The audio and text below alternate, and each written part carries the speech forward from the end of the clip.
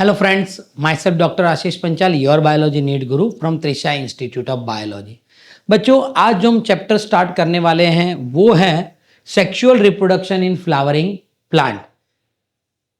Chapter number 1 class 12 बेटा NCERT based हम पूरा सिलेबस यहाँ पर आपको चैप्टर नंबर 1 का पढ़ाएंगे और जो भी चीज़ बेटा एमसीक्यू के लिए इंपॉर्टेंट है यहाँ पर हमारा बोर्ड वर्क इतना अच्छा है कि आपको वहां से सारी चीजें हाईलाइट करके मिलेंगी ताकि आपको पूरा सिलेबस का प्रॉपर नॉलेज मिल सके।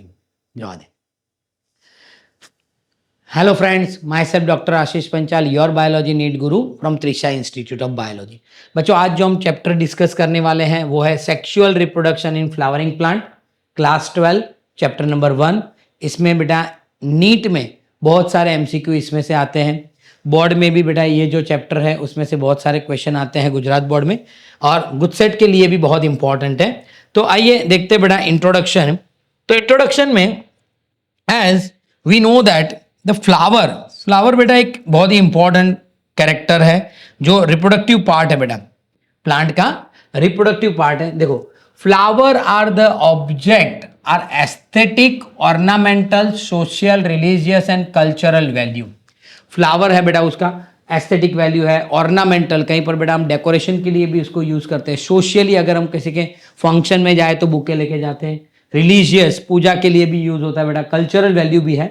It is use to conveying the human feeling. Flower जो होता है बेटा ह्यूमन फीलिंग को कन्वे करने के लिए यूज होता है। अब टेक्स्ट बुक के अंदर है बेटा name the flower use in cultural and are celebration. Cultural celebration में अगर कोई फ्लावर यूज हो रहा है तो ऐसा टेक्स्ट बुक में दिया हुआ है कि 5 फ्लावर के नाम दो बेटा।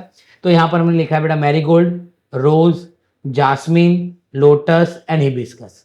एक है बेटा name the 5 flower cultivated at our home and the garden. हम हमारे घर में और गार्डन में कौन कौन से फ्लावर है बेटा वो कल्टिवेट कर सकते हैं। तो तुलसी, money plant, jasmine, sunflower and जूही। तो ये सारे बेटा एक्चुअली टेक्स्ट बुक में ये क्वेश्चन दिया हुआ है कि name the any 5 plant those who are use in cultural celebration and cultivated in home and the garden. Now exactly बेटा flower are morphological and embryological marvel. यानी बेटा आप देखो तो इसका मॉर्फोलॉजी और एम्ब्रियोलॉजी बहुत एकदम मार्वल टाइप का है, यानी बहुत सरप्राइजिंग है कि फ्लावर कैसे वर्क करता है। पूरे चैप्टर में हम वही पढ़ेंगे। साइट ऑफ सेक्सुअल रिप्रोडक्शन है बेटा क्योंकि it is the reproductive part of the flowering plant. Flower is the modified shoot बेटा। When the shoot get modified, जैसे बेटा हम सबको पता है कि स्टेम अपाइकल होता है, वैसे ही ये स्टेम अपाइकल जो है बेटा वो फ्लोरल मेरिस्टेम्स में कन्वर्ट होगा और वो जो फ्लोरल मेरिस्टेम्स है वो फ्लावर बनाता है। It is the reproductive part of the plant.